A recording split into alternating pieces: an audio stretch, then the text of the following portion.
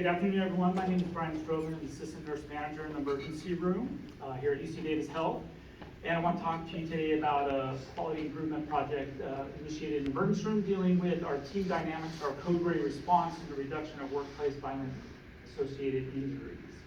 The background on this study is that emergency room nurses experience the highest incidence of physical violence of all nurses across the board.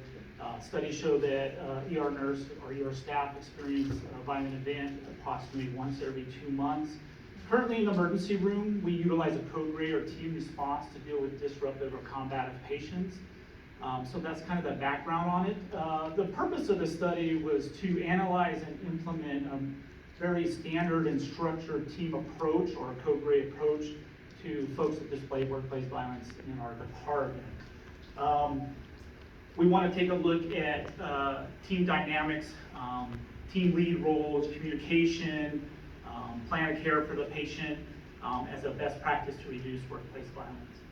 The methods used in this study or this project were data collection using a point prevalence observation tool, utilizing the ED staff survey tool to collect data on skills and knowledge of code gray response.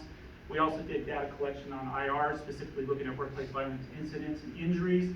And we also utilized our annual skills day, which all staff attend, to focus education on training in regard to code gray response. So the implementation process, we looked at the data collected from our surveys and our point observation tools, and we found that there's some inconsistency. Communication sometimes is inconsistent. Who's leading the team? What are the assigned roles? How big of a team? How small of a team?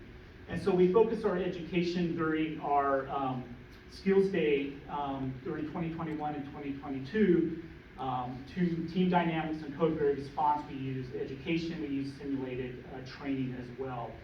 And so the results when we tracked the data from workplace violence filed IRs and injuries, if you can see up there, that there was a reduction associated during training and after training in both 2021 and 2022, showed a reduction in workplace violence events and workplace violence injuries.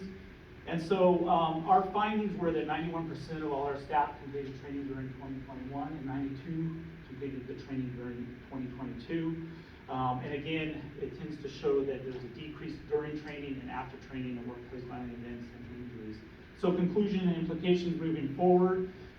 Workplace violence is a complex phenomena. There's a lot of multifaceted systems in place that help with it, but analyzing the data tends to indicate that standardized training and code gray response and team dynamics can improve our numbers on workplace violence. We have incorporated this into our annual, our onboarding process, and we incorporated it into our annual skills day as of now. Thank you.